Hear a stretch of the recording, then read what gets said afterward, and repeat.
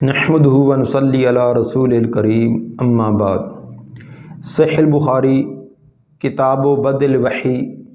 باب کیف کان بدء الوحی الی رسول اللہ صلی اللہ علیہ وسلم، حدیث نمبر 7۔ قال حدثنا ابو الیمان الحکم بن نافع قال خبرنا شعیب عن الزہری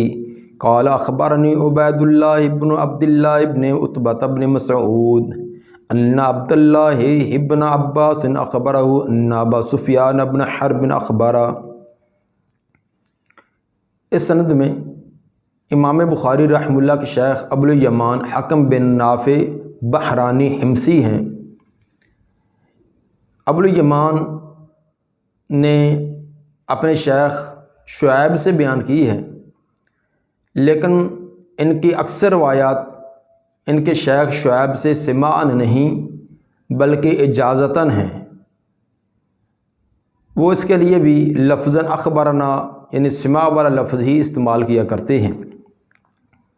ابو الیمان کی پیدائش 138 ہجری اور وفات 222 ہجری میں ہے۔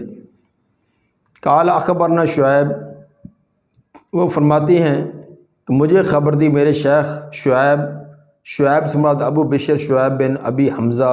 جن کی وفات 162 ہجری میں ہے۔ ان زہری، وہ امام زہری سے بیان کرتے ہیں۔ قال اخبرنی عبید اللہ ابن عبد اللہ ابن عتبہ بن مسعود ان عبد اللہ ابن عباس اخبرہ ان ابا سفیان بن حرب اخبرہ۔ ابن عباس فرماتے ہیں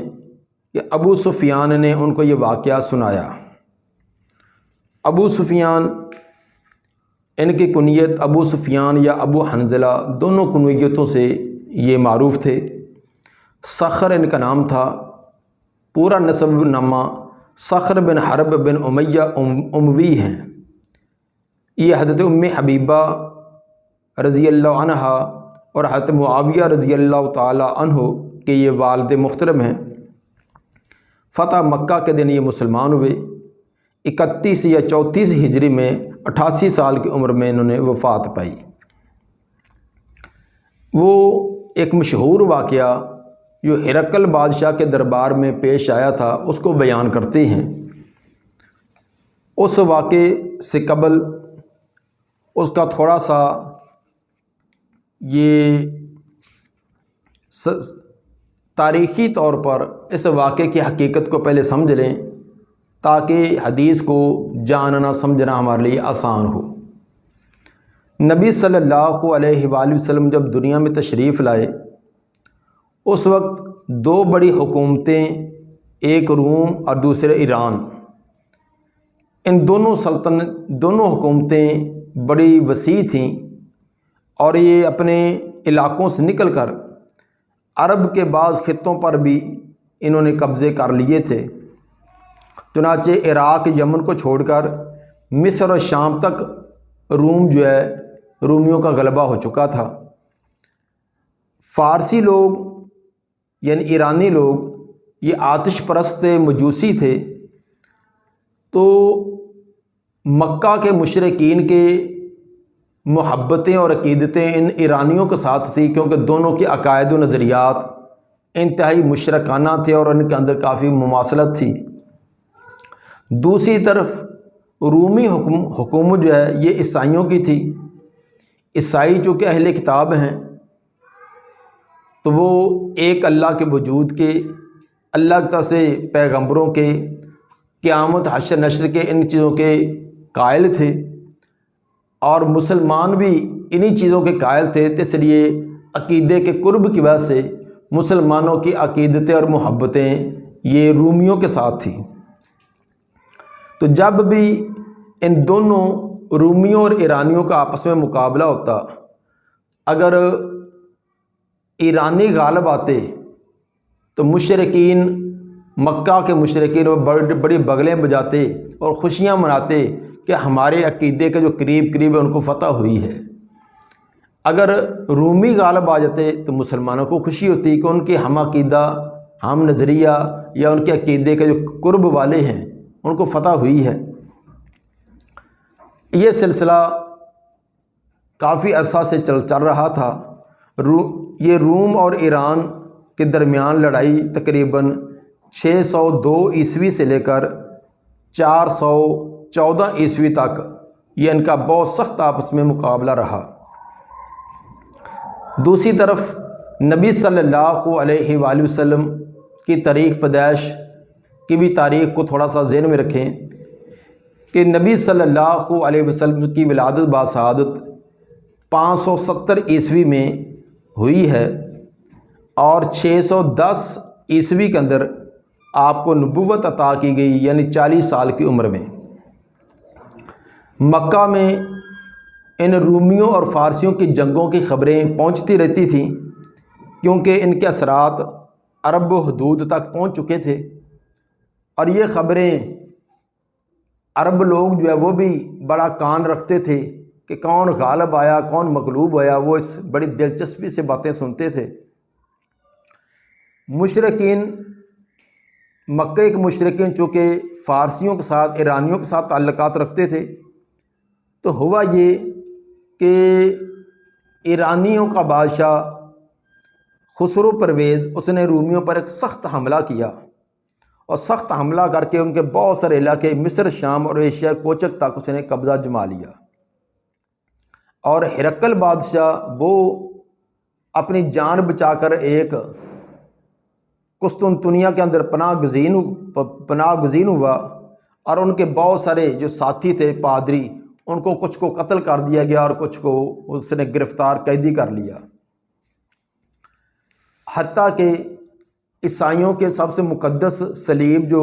اس صلیب تھی، وہ بھی ایرانی فاتحین اٹھا کر ساتھ لے گئے۔ بظاہر طور پر یہ ایرانیوں کا ایک سخت حملہ تھا اور رومی بڑی بری طرح شکست خوردہ ہو چکے تھے، تو اسباب اور وسائل کو دیکھتے ہوئے رومیوں کا دوبارہ اٹھنا بہت ہی مشکل تھا۔ چونکہ جب یہ خبر مشرکین کو پہنچی تو بڑی خوشیاں منانے لگے کہ ہم سوچ اور ہم فکر جب انہوں نے غلبہ پا لیا اور بڑا مضبوط قسم کا غلبہ پایا، اور مسلمانوں کے اس بات پر بڑی پریشانی تھی کہ جو عیسائی ہیں، جو اللہ کا تصور رکھتے ہیں، پیغمبروں اور آسمانی کتابوں کا تصور رکھتے ہیں، وہ مغلوب ہو گئے۔ تو ایسے موقع پر سورہ روم کی ابتدائی آیات نازل کر کے مسلمانوں کو تسلی و تشفی دی گئی کہ بسم اللہ الرحمن الرحیم، الف لام میم غلبت الروم فی ادنی الارض وہم من بعد غلبہم سیغلبون فی بضع سنین، کہ رومی قریبی زمین پر مغلوب کر دیے گئے، وہ اپنے اس مغلوب ہونے کے بعد تھوڑی ہی دیر کے بعد وہ غلبہ پائیں گے۔ للہ الامر من قبل و من بعد، اس سے پہلے بھی تمام کے تمام معاملات اللہ کے اختیار میں تھے، بعد میں بھی اسی کے اختیار میں ہیں۔ وَيَوْمَئِذٍ يَفْرَحُ الْمُؤْمِنُونَ بِنَصْرِ اللَّهِ، اس دن جب رومی غلبہ پائیں گے تو مومن بھی اللہ کی اس مدد کی وجہ سے خوش ہو جائیں گے۔ یہ آیات نازل کر کے مسلمانوں کو تسلی و تشفی دی گئی کہ آپ پریشان نہ ہوں، اب اگرچہ ایرانیوں نے بڑا سخت قسم کا حملہ کر کے غلبہ پا لیا ہے، تو تھوڑی ہی دیر بعد رومی جو وہ غلبہ پائیں گے۔ چنانچہ ان آیات کے نزول کے بعد ابو بکر صدیق رضی اللہ تعالیٰ عنہ نے ایک مشرک سے باتوں کے اندر جب یہ کہا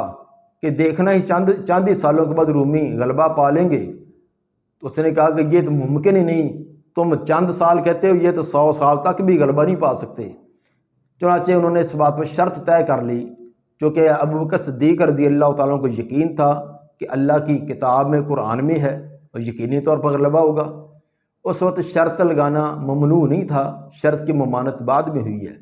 چنانچہ ابو بکر صدیق رضی اللہ تعالیٰ عنہ نے ایک مشرک سے اس بات پر شرط بھی لگا لی، اس یقین پر کہ جب قرآن نے کہہ دیا ہے کہ چند سالوں بعد رومی غلبہ پائیں گے تو یہ یقیناً غلبہ ہوگا۔ اس کے بعد جنگوں کا سلسلہ جاری رہا، تو کچھ ہی عرصے بعد واقعی رومیوں نے سخت قسم کا حملہ کر کے ایرانیوں پر غلبہ پایا اور ان کی اینٹ سے اینٹ بجا دی، اور یہ اس وقت ہوا جب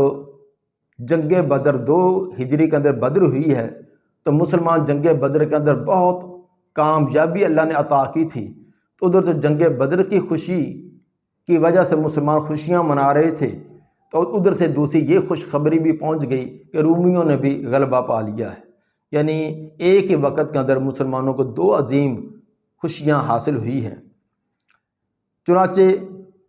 اس کے بعد مسلمانوں کا اور مکہ کے مشرکین کا آپس کے اندر مقابلہ جاری رہا۔ 6 ہجری کے اندر صلح حدیبیہ ہوئی ہے، تو صلح حدیبیہ کے اندر آپس میں طے ہوا تھا کہ 10 سال تک کوئی فریق ایک دوسرے پر کوئی حملہ نہیں کرے گا، ہر ایک اپنی جگہ آزاد، وہ جیسے چاہیں اپنے نظریات پر، اپنے عقائد پر عمل کریں۔ چنانچہ جب مکہ والوں کے ساتھ یہ صلح ہو چکی تھی تو نبی صلی اللہ علیہ وآلہ وسلم کو تبلیغ کرنے کے اور زیادہ مواقع ملے، تو آپ نے خطوط کے ذریعے اور جتنے بھی دعوت و تبلیغ کے اسباب اور وسائل تھے ان کو استعمال کیا، اور ان وسائل میں سے ایک خطوط بھی تھے۔ چنانچہ آپ نے یہ 7 ہجری کے اندر دحیہ کلبی رضی اللہ تعالیٰ عنہ کو خط دے کر ہرقل بادشاہ کی طرف روانہ کیا۔ چنانچہ جب دحیہ رضی اللہ تعالیٰ عنہ خط لے کر ہرقل کی طرف روانہ ہوئے ہیں، ادھر سے ہرقل بادشاہ، اس نے چونکہ نظر مانی تھی اگر اللہ نے ہمیں غلبہ دے دیا، اگر اللہ نے ہمیں ایرانیوں پر غلبہ دے دیا تو میں حمص سے پیدل چل کر ایلیا یعنی بیت المقدس تک پیدل چل کر جاؤں گا، اور یہ چونکہ اب فتح ہو چکی تھی، ان کو رومیوں کو فتح ہو چکی تھی، وہ اپنی نظر پوری کرنے کے لیے اب وہ چل کر یہ بیت المقدس تک پہنچا ہوا تھا۔ جب دحیہ کلبی رضی اللہ عنہ خط لے کر آپ کا وہاں پہنچے ہیں، تو پتہ چلا جب بصرہ میں پہنچے تو بصرہ والوں نے بتلایا کہ ہمارے بادشاہ سلام جو وہ ایلیا بیت المقدس پہنچے ہوئے ہیں۔ چنانچہ حضرت دحیہ جو ہے وہاں سے یہ بیت المقدس میں ان سے ملاقات کے لیے اور نبی کا خط دینے کے لیے پہنچے، تو وہاں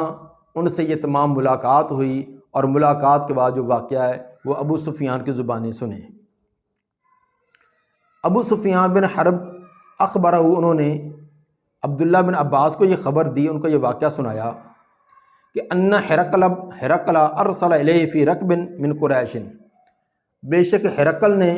بھیجا ان کی طرف پیغام ایک قافلے کے اندر قریشیوں کی ایک جماعت کے اندر ان کو پیغام بھیجا کہ آپ میرے پاس پہنچے۔ ہرقل یہ روم کا جو بادشاہ تھا اس کا نام تھا، اور لقب اس کا قیصر تھا، تو یہ ہر علاقے والوں کے اپنے اپنے جو حکمران ہوتے تھے ان کا خاص انہوں نے نام رکھا تھا، جو بھی اس عہدے پر آتے وہ ان کا یہ لقب ہوتا تھا۔ جس طرح کہ رومیوں کا جب بادشاہ حکمران ہوتا اس کو قیصر، اور جو فارسیوں کا ایرانیوں کا ہوتا تھا اس کو کسریٰ کہا جاتا تھا، اور جو ترکی کا بادشاہ تھا اس کا لقب انہوں نے خاقان، اور جو حبشہ کا آتا تھا اس کو نجاشی کہتے تھے۔ جس طرح کہ قبط کا جو بادشاہ ہوتا تھا اس کو فرعون، اور مصر کا جو بادشاہ ہوتا تھا اس کو عزیز کہتے تھے۔ ہمی اور یمن ان علاقوں کے بادشاہ کو تبا، اور یونان کا بطلیموس، اور بربر کا جالوت، اور صائبہ قوم ان کے بادشاہ کو نمرود کہتے تھے۔ یہ اپنے اپنے علاقے اور قوموں نے اپنے بادشاہ کے خاص القاب رکھے ہوئے تھے، بے عین جیسے ہمارے صدر، وزیر اعظم، وزیر اعلیٰ، یہ کوئی شخصیات کے نام نہیں بلکہ ایک عہدہ ہے، جو بھی اس عہدے پر جاتا ہے اس کو صدر کہا جائے گا، اس کو وزیر اعظم، وزیر اعلیٰ کہا جائے گا۔ بہرحال ہرقل جو ہے یہ اس کا نام ہے، تو اس ہرقل نے پیغام بھیجا ان کی طرف فی رکب من قریش، اور یہ قریش کے ایک قافلے میں تھے۔ رکب کا معنی یعنی 10 سے لے کر 40 افراد تک جو مشتمل ہو، لیکن اصل کے اندر یہ واقعی 30 تھے، اور بعض روایات کے اندر 20 کی تعداد بھی آئی ہے۔ یہ کس لیے گئے تھے؟ یہ قریش کے لوگ ابو سفیان کی قیادت میں کس لیے وہاں گئے تھے؟ وکانوا تجارا بالشام، اور یہ تجارت کرنے کے لیے گئے تھے شام میں۔ فی المدت التی کان رسول اللہ صلی اللہ علیہ وسلم معاد فیہا ابا سفیان و کفار قریش، اور یہ تجارت کے لیے شام میں گئے تھے، اس مدت کے دوران جو مدت طے کی تھی رسول اللہ صلی اللہ علیہ وسلم نے ابو سفیان سے اور دیگر قریشی کافروں سے، فَأَتَوْهُ، چنانچہ یہ ابو سفیان اس کے پاس یعنی ہرقل کے پاس پہنچا، وہ ہم بِإِیلِیا، اس حال میں کو ایلیا یعنی بیت المقدس کے اندر وہ تھا، فَدَعَاهُمْ فِي مَجْلِسِهِ، چنانچہ ہرقل نے ان تمام قریشی تاجروں کو اپنے پاس بلایا اپنی مجلس میں، وَحَوْلَهُ عُظَمَاءُ الروم، اس حال میں کہ رومی سردار بھی اس کے ارد گرد بیٹھے ہوئے تھے، جو اس کی باقی کابینہ کے افراد تھے، رؤساء تھے، وہ بھی اس کے ارد گرد تھے جب یہ وہاں پہنچے۔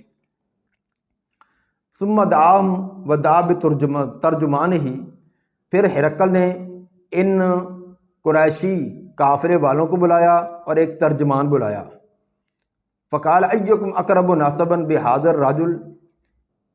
ہرقل نے پوچھا تم میں سے کون ہے جو زیادہ قریب و نسب میں اس آدمی کے الذی یزعم انہ نبی، جس نے یہ دعویٰ کیا ہے کہ وہ نبی ہے، پیغمبر ہے۔ ان تمام قریشی تاجروں سے پوچھا کہ تم میں سے اس آدمی کے نسب میں زیادہ قریب کون ہے جو نبوت کا دعویٰ کرتا ہے۔ یہ اس لیے پوچھا تاکہ وہ اس کے بچپن کو، ان کے لڑکپن کو، اس کے خاندان برادری کو زیادہ جاننے والا ہوگا اور مجھے ٹھیک ٹھیک معلومات دے سکے گا۔ فقال ابو سفیان فقلت انا اقربهم نسبا، ابو سفیان کہتے ہیں کہ میں نے کہا کہ میں ان سے سب سے زیادہ قریب نسب میں، موجودہ جتنے بھی لوگ قافلے والے تھے ان میں سے سب سے زیادہ نبی کے نسب کے اعتبار سے میں قریب ہوں، اس لیے کہ 4 واسطوں سے ابو سفیان جو ہے نبی صلی اللہ علیہ وسلم کے آباء و اجداد میں اوپر عبد مناف ان کے ساتھ جا کر نسب میں مل جاتا ہے، اس لیے وہاں جو موجود تھے ان میں سے سب سے زیادہ قریبی نسب کے اعتبار سے ابو سفیان ہی تھا۔ فقال ادنوہ منی وقرب اصحابہ، چنانچہ ہرقل نے کہا اس کو میرے قریب کرو اور اس کے باقی ساتھیوں کو اس کے پیچھے بٹھا دو، فجعلوہم عند ظہری، اور کار دو ان کو اس کی پیٹھ کے پیچھے، آگے اس کو بٹھاؤ اور باقی لین اس کے پیچھے، لین کے اندر پیچھے ساتھیوں کو اس کو بٹھا دو۔ ثم قال لترجمانہ، پھر اس بادشاہ نے اپنے ترجمان کو کہا قل لہم، ان سے ذرا پوچھئے کہ انی سائل عن ھذا الرجل، یہ جو پیچھے لوگ بیٹھے ہیں ان کو کہہ دیجئے کہ بے شک میں سوال کرنے والا ہوں اس ابو سفیان سے جو آگے بیٹھا ہے، اور سوال کروں گا عن ھذا الرجل، اس آدمی کے بارے میں جو نبوت کا دعویٰ کرتا ہے۔ مطلب یہ تھا کہ ترجمان کو کہا کہ یہ پیچھے جتنے ساتھی ان کو کہو کہ میں یہ تمہارا آگے جو نمائندہ بیٹھا ہے، سردار بیٹھا ہے، میں اس سے کچھ سوال کروں گا، اور سوال کروں گا اس آدمی کے بارے میں جس نے نبوت کا دعویٰ کیا ہے۔ اگر یہ سچ بتلائے تو تم نے خاموش رہنا، اگر یہ جھوٹ بتلائے تو تم نے فوراً اس کی تکذیب کر دینی ہوگی۔ فَإِنْ كَذَبَنِي فَكَذِّبُوهُ، اگر یہ مجھے جھوٹ بتلائے تو اس کی تکذیب کر دینا۔ فواللہ لولا الحیاء من ان یأثروا علی کاذبا لکذبت علیہ، ابو سفیان چونکہ اس وقت مسلمان نہیں تھا تو وہ برتلاتے ہیں کہ واللہ، اللہ کی قسم، اگر نہ ہوتا مجھے حیا اس بات سے، اس بات کی شرم و حیا اگر نہ ہوتی کہ میں من ان یأثروا علی کاذبا، کہ یہ لوگ میرا جھوٹ آگے منتقل کریں گے، بیان کریں گے، لکذبت علیہ، تو میں جھوٹ بول دیتا، کیونکہ جو اس نے باتیں بتلائی ہیں مجھے سچ بتلانا پڑا نبی صلی اللہ علیہ وسلم کے ذات کے بارے میں، آپ کے صفات کے بارے میں، خاندان کے بارے میں۔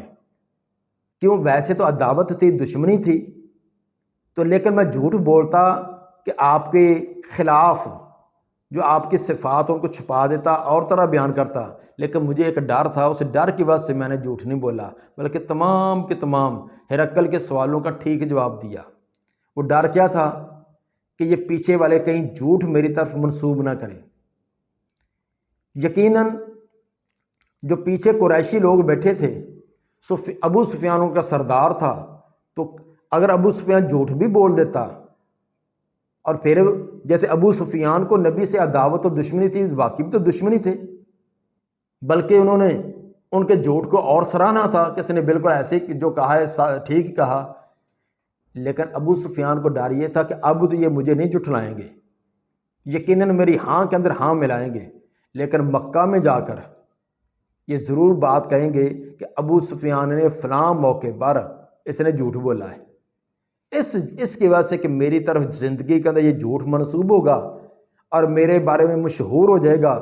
کہ ابو سفیان چودھری اور وڈیرا اور سردار ہونے کے باوجود جھوٹ بولتا ہے، تو میری زندگی جو ہے وہ مجروح ہو جائے گی، اس لیے مجھے مجبوراً سچ بولنا پڑا، جو نبی کے بارے میں حقیقت تھی مجھے وہ بتلانا پڑی۔ اندازہ کریں کہ یہ اس وقت کے غیر مسلموں کا بھی یہ سوچ اور فکر تھی، وہ کوئی ان کا دین نہیں، انتہا درجے کے ظلم و ستم والی زندگی ہے۔ مکہ اور باقی عربوں کے عقائد و نظریات آپ نے سنے ہیں، لیکن اس کے باوجود ابو سفیان نے جھوٹ نہیں بولا۔ کہیں زندگی کے اندر کسی موڑ پر یہ جھوٹ کی نسبت میری طرف کر کے میری تکذیب کر دی جائے گی اور میری سرداری کو، میری چودراہٹ کو اور میرے کاروبار کو اس پر داغ آئے گا۔ اور آج ہمارے لیے یہ ایک کتنی باعث درس چیز ہے کہ ہمارے عہدے داران، ہمارے وڈیرے، ہمارے رؤساء، ان کا بیان کے وعدے اور ان کے بیانات وہ آپ سنتے رہتے ہیں، ان کے اندر کتنی صداقت ہمیں ہوتی ہے۔ بلکہ آج کل تو جو زیادہ جھوٹا ہو، زیادہ غلط بات کرے، اس کو کہتے ہیں یہ بڑا سیاسی ہے، یعنی ایک محاورہ بن گیا، کیونکہ ہمارے سیاسی لوگ کرتے جو ایسے ہیں، تو یہ لوگوں کے اندر عرف عام کے اندر یہ ایک محاورہ ہی بن گیا۔ جو سب سے زیادہ فراڈی ہوگا، سب سے زیادہ جھوٹ بولنے والا ہوگا، دو نمبری کرنے والا ہوگا، کہتے ہیں یار یہ آدمی بڑا ہی سیاسی ہے۔ یہ کیوں محاورہ بنا ہے؟ اس لیے کہ ہمارے بڑے وعدے کچھ اور ہوتے ہیں، کرتے کچھ اور ہیں، اس لیے یہ ہمارے لیے یہ قابل غور بات ہے۔ خصوصاً جو قائد ہوتے ہیں، رہنما ہوتے ہیں، ان کی معمولی بات بھی وہ بہت بڑا ایک عیب سمجھی جاتی ہے، اس لیے ہمیں سچ اور حق جو ہے اس کو قبول کرنا، اس کے مطابق اس پر عمل کرنا یہ بہت ہی ضروری ہے۔ چنانچہ بات چل رہی ہے، ثم کان اول ما سأل عنہ، یہ سب سے پہلے جو اس نے سوال کیا تھا نبی کے بارے میں، ان قال، یہ تھا کہ کیف نسبہ فیکم، اس کا کیسے نسب تمہارے اندر ہے۔ سب سے پہلا سوال یہ تھا کہ جس نے نبوت کا دعویٰ کیا اس کا نسب کیسا ہے۔ قلت ہوا فینا ذو نسب، ابو سفیان کہتے ہیں کہ میں نے کہا کہ وہ ہمارے اندر بڑے نسب والے ہیں، اچھا خاندان، اچھی برادری، باپ دادا پردادا تمام کے تمام بڑے قیادت اور سیادت والے اور بڑے سنجیدہ اور بڑے علاقے کے وہ سنجیدہ لوگوں میں سے ہیں۔ قالا فحل قال ھذا القول منکم احد قط قبلہ، دوسرا سوال یہ کیا اس نے، کیا یہ بات تم میں سے کسی اور نے بھی اس سے پہلے کی ہے؟ یہ نبوت والا دعویٰ جس طرح اس جو آدمی نے کیا ہے، اس سے پہلے کسی تمہارے خاندان برادری والے نے ایسے کیا ہے؟ قلت لا، میں نے کہا کہ نہیں، آج تک کسی اور نے یہ دعویٰ نہیں کیا۔ قال فحل کان من آبائی مالکن، تیسرا سوال اس کا یہ تھا کہ کیا اس کے آباء و اجداد کے اندر بھی کوئی بادشاہ گزرا ہے، اس کے باپ دادے پردادے میں کوئی بڑا بادشاہ گزرا ہو؟ قلت لا، میں نے کہا کہ نہیں، ایسی بات تو نہیں ہے۔ قال فاشراف الناس یتبعونہ ام ضعفاؤہم، ہرقل نے آگے والا پھر سوال یہ کیا کہ کیا جو صاحب ثروت لوگ ہیں، بڑے جو کھاتے پیتے لوگ ہیں، کیا انہوں نے اس کی پیروی کی ہے یا کمزور لوگوں نے کی ہے؟ اس کے جو متبعین اتباع کرنے والے وہ غریب غربے ہیں یا بڑے چودھری اور وڈیرے ہیں؟ فقلت بل ضعفاؤہم، ابو سفیان کہتے ہیں میں نے کہا کہ بلکہ جو ضعیف لوگ، کمزور لوگ، انہوں نے اس کی پیروی کی ہے۔ آگے والا سوال اس کا یہ تھا، قال ایزیدون ام ینقصون، کیا وہ دن بدن زیادہ ہوتے جا رہے ہیں یا کم ہو رہے ہیں؟ اس کے جو ساتھی ہیں وہ بڑھتے جا رہے ہیں یا کم ہو رہے ہیں؟ قلت بل یزیدون، ابو سفیان نے جواب دیا کہ وہ دن بدن بڑھتے جا رہے ہیں، کمی نہیں ہوتی بلکہ ان کا اضافہ ہوتا جا رہا ہے۔ قال فهل يرتد احد منهم سخطا لدینہ بعد ان يدخل فیہ، اس کے بعد ہرقل کا سوال یہ تھا کہ کیا کہ مرتد ہوا ہے ان میں سے، اس پیغمبر کی اتباع کرنے والوں میں سے کوئی ایک مرتد ہوا ہو، اس کے دین سے ناراض ہونے کی وجہ سے بعد اس کے وہ دین میں داخل ہوا، اس کا دین قبول کرنے کے بعد کوئی دین سے بیزار ہو کر دین کو ناپسند کرتے ہوئے کسی نے چھوڑا ہے آج تک؟ قلت لا، میں نے کہا نہیں، ایسی بات نہیں ہے۔ سخطتاً لدین ہی، یہ سوال ہرقل کا۔ ہرقل عامی آدمی نہیں تھا، بادشاہ تھا اور پڑھا لکھا تھا، اور اپنی انجیل اور باقی جو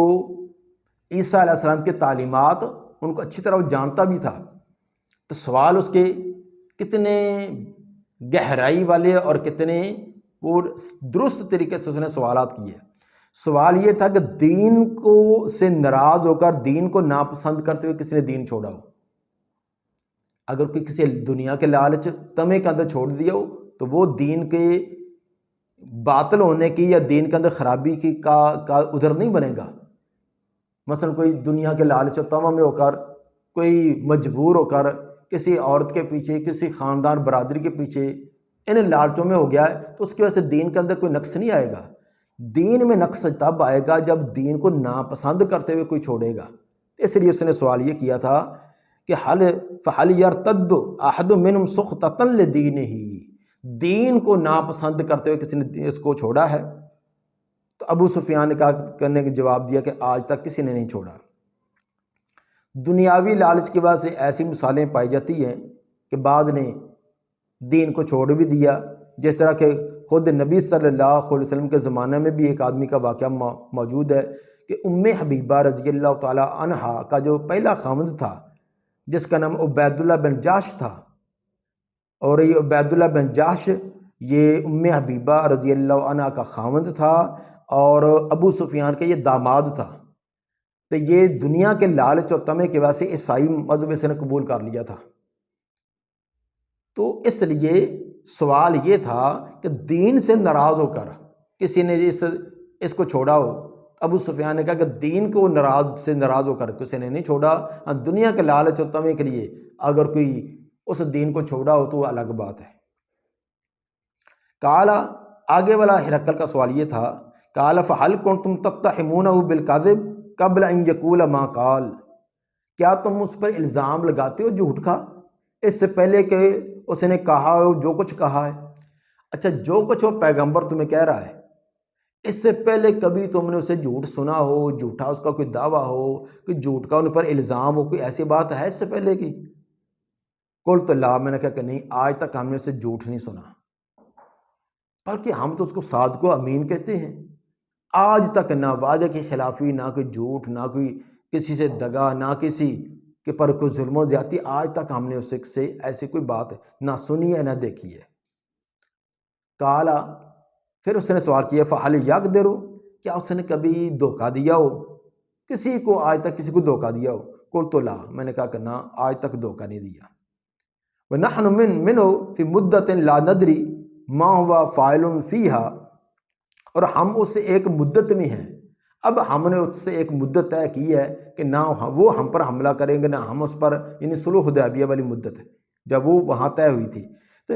لا ندری، اب ہم نہیں جانتے، ما و فاعل فیہا، وہ اس مدت کے اندر ہمارے ساتھ کیا کرے گا۔ مطلب یہ کہ آج تک تو اس نے دھوکہ نہیں دیا، لیکن اب ہمارا اس کے ساتھ ایک عہد و پیمان ہو چکا ہے۔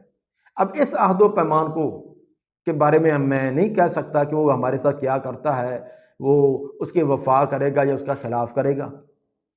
یہ ایک تھوڑی سی پچر ابو سفیان کو ساتھ گھسیڑنے کا موقع مل گیا، اور پوری جگہ کہیں وہ اس کو جھوٹ بولنے کا کوئی اس کو موقع نہ ملا، نہ جھوٹ کو یہ اس میں داخل کر سکا۔ یہ تھوڑی سی بات لگا سکا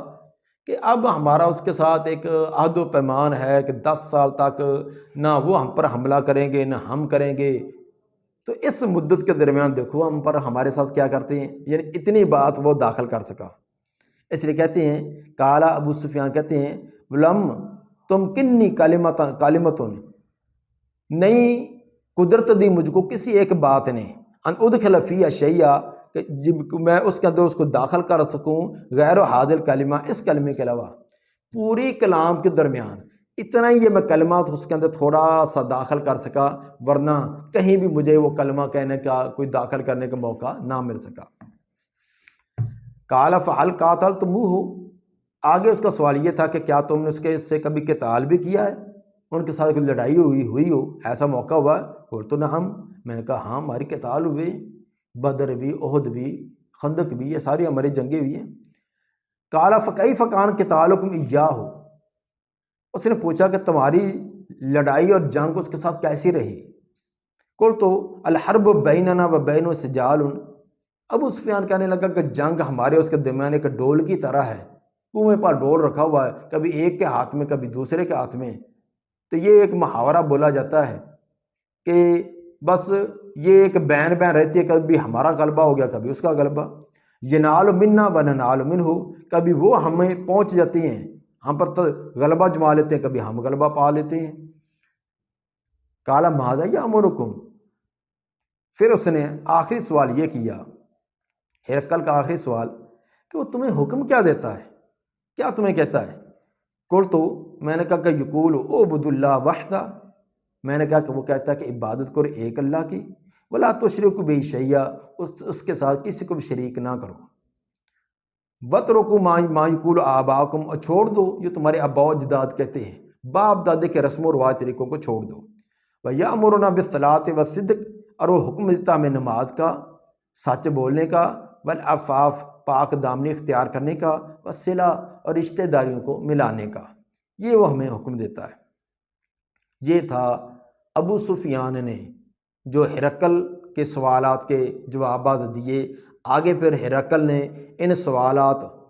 کے جواب سننے پر کیا تجزیہ کیا ہے، وہ تجزیہ آگے بیان کیا جا رہا ہے، تو آئندہ درس کے اندر انشاءاللہ العزیز وہ بیان ہوگا۔ سبحان ربک رب العزت عما یصفون، وسلام علی المرسلین، والحمد للہ رب